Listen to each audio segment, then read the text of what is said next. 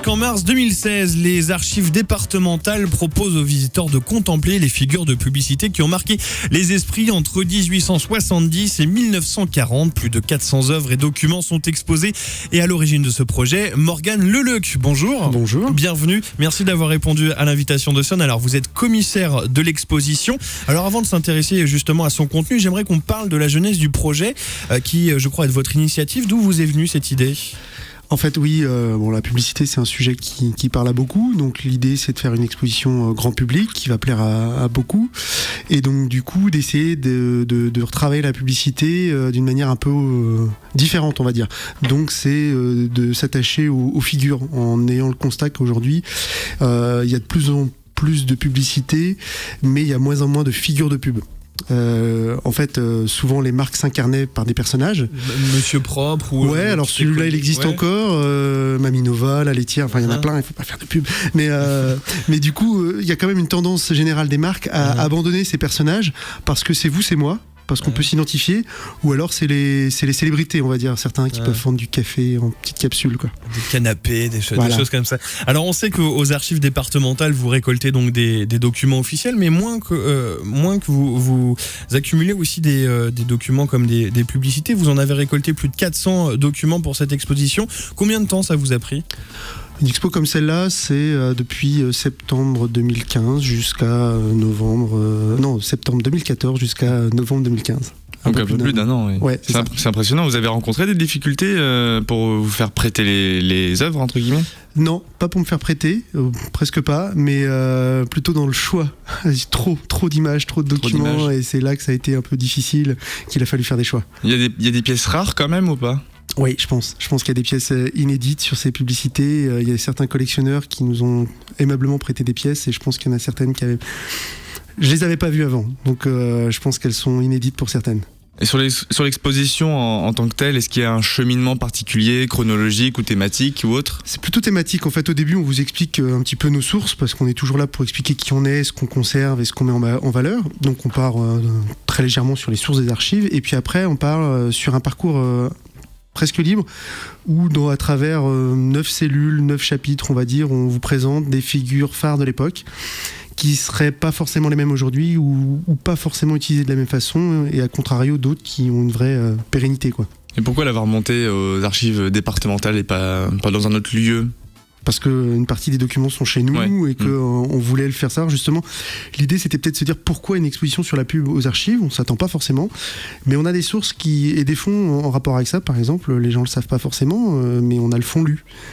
C'est chez nous. Alors il y a le château de Basse-Goulaine, il y a le château des Ducs qui ont des objets, qui ont des très très beaux objets, et nous on a les archives de la société. Donc forcément on a des publicités là-dedans. On a aussi le fonds Sopiquet par exemple, et différentes autres ressources qui permettaient de bâtir un corpus et de donner à voir, et puis de l'enrichir avec des collectionneurs et des prêteurs à l'extérieur.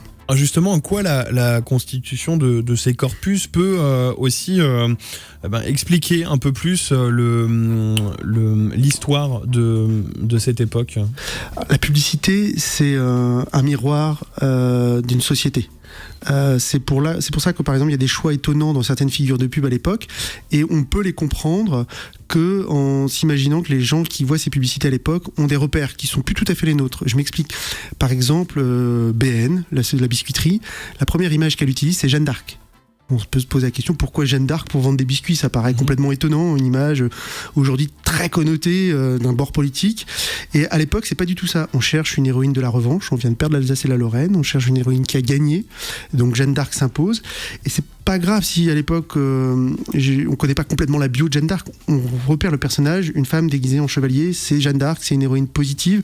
Et à l'époque, c'est plutôt une héroïne de gauche et plutôt une héroïne républicaine, avec tous les guillemets que j'entends là-dessous, mais il y a dans la société, il y a des manifestations en l'honneur de Jeanne d'Arc, il y a de la statuaire, il y a des œuvres autour de ce personnage, il y a un renouveau en fait, si vous voulez, et donc du coup il n'est pas inconnu du grand public, et forcément du coup c'est une image plutôt positive à l'époque, et plutôt, comme je vous dis, républicaine, et donc du coup une société comme BN cherche une image positive, on cherche forcément à se promouvoir par une image positive.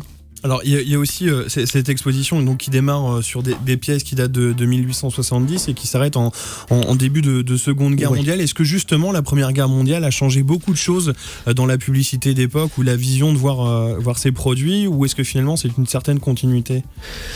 Il y a une grande richesse autour de la Première Guerre mondiale parce qu'il y a des affiches d'État pour encourager l'effort de guerre, et puis il y a des affiches publicitaires qui vont au passage prendre le sujet de la guerre pour être dans une actualité. Par exemple, une marque qui n'est pas locale, mais Banania, le tirailleur sénégalais, ça naît à peu près à ce moment-là. Donc je dirais pas que ça sera un frein, mais plutôt une continuité, mais adaptée à une conjoncture de l'époque, quoi. Alors, il y a des figures qui sont encore très célèbres aujourd'hui. Un petit écolier de la marque Lu, la très célèbre cuisinière Cassegrain, un peu moins aujourd'hui. Et puis bien d'autres qui sont un petit peu moins connues, mais qui ont aussi leur place. De quelle manière elles ont marqué l'histoire, ces marques ? Alors, aujourd'hui, quand on vous parle publicité, si je vous dis publicité ancienne, il y a quelques images comme ça qui vont venir tout de suite. Il y a le Banania, il y a la vache qui rit, il y a le petit écolier qui en fait partie, Bibonhomme Michelin. Et puis, en fait, c'est les survivants d'une époque où il y en avait beaucoup d'autres, et l'expo c'est de vous expliquer qu'à l'époque on n'a pas les mêmes médias, on n'a pas la vidéo, on n'a pas l'internet, on n'a même pas les supermarchés pour se vendre, et donc il faut miser sur des figures forcément positives qui vous incarnent pour vous promouvoir, qu'on reconnaît au premier coup d'œil, et donc qui attirent la sympathie, et quand vous la voyez vous n'avez même pas besoin d'avoir le nom de la marque, vous savez que c'est elle, et ça marche sur quelques images. À l'époque il y en avait beaucoup plus, donc c'est ça qui était intéressant à montrer dans l'expo. Et quand on a fait le visuel de l'affiche, on a fait le test, le petit écolier en ombré, tout le monde a reconnu, il n'y a pas besoin de marquer le petit écolier, tout le monde le sait. Alors justement, il y a aussi ces publicités, elles sont bien dessinées, bien soignées. Est-ce que c'est aussi le reflet d'un certain mode de consommation de l'époque ? Alors, la publicité, quand elle naît, en fait, vous faites appel à des maîtres affichistes. C'est des gens qui sont des artistes au départ et qui ont une conception, ils la construisent pas n'importe comment, ils ont un vrai art là-dessus, qu'ils déploient au service de la publicité, mais pas que. Et donc, du coup, ça donne des productions d'une grande qualité avec des grands noms, des grandes signatures qui font des super visuels, quoi. Alors certains Français sont friands justement de ces anciennes publicités, si bien qu'on en retrouve dans leur cuisine, en guise de décoration bien sûr. Et comment est-ce qu'on peut expliquer ce phénomène ? Il y a une sympathie, c'est graphique, je pense, c'est beau. Il y a un côté, on aime bien se souvenir d'eux. Certaines ont disparu. Dans l'expo, par exemple, il y a la marque Amieux, qu'aujourd'hui on ne connaît pas franchement. Et à l'époque, il y avait beaucoup de figures de publiés. Et quand on voit on va dire, les aînés se souviennent de ça, et forcément, il y a un côté affectif qui joue. Et puis, il y a un côté collection derrière. C'est beau, c'est graphique, ça parle de sujets qui ne sont pas abstraits. Donc, forcément, ça adhère, quoi. Est-ce qu'aujourd'hui, on peut considérer les publicités actuelles comme des œuvres artistiques qui justifieraient leur place dans une exposition, je sais pas, dans 100 ans, dans 200 ans ? Forcément, après vous avez des grands noms de la photographie ou de la vidéo qui peuvent faire des publicités. C'est difficile de le dire aujourd'hui, je pense qu'on les conserve comme un reflet là aussi de la société. Faudra un peu de recul pour voir est-ce que dans l'année, est-ce qu'il y a une publicité qui vous a particulièrement marqué esthétiquement, graphiquement. On en reçoit tellement, c'est la difficulté de l'époque, c'est qu'on en reçoit tellement sur tous les médias, sur tous les supports, qu'à un moment donné on fait plus attention. À l'époque c'est l'inverse, la publicité est plutôt rare, il y a des endroits dédiés, il y a des murs, il faut payer le droit d'afficher à tel endroit, et forcément il faut imaginer une ville qui est plus verdoyante ou grisonnante, mais en tout cas moins chamarrée au niveau des couleurs, donc forcément quand vous voyez une super affiche très colorée de l'époque, elle impacte. Avant de se quitter, quelques questions pratiques. Quand est-ce qu'on peut y aller aux archives départementales et combien ça coûte ? Alors ça coûte rien. Ça coûte rien. La visite est gratuite, le catalogue est gratuit. Vous avez des cahiers de jeux pour les enfants, c'est gratuit aussi. Et puis les archives sont ouvertes toute la semaine sauf le mardi matin et le dimanche après-midi de 14h30 à 18h. Merci beaucoup Morgane Leleuc d'être passé dans nos studios. Je rappelle que vous êtes le commissaire de l'exposition Figures de publicité qui se tient aux archives départementales. C'est 6 rue de Bouillé à Nantes, juste à côté de la rue Paul Bellamy. Et c'est jusqu'au 27 mars prochain. Pour la suite de la musique, on va écouter ceci.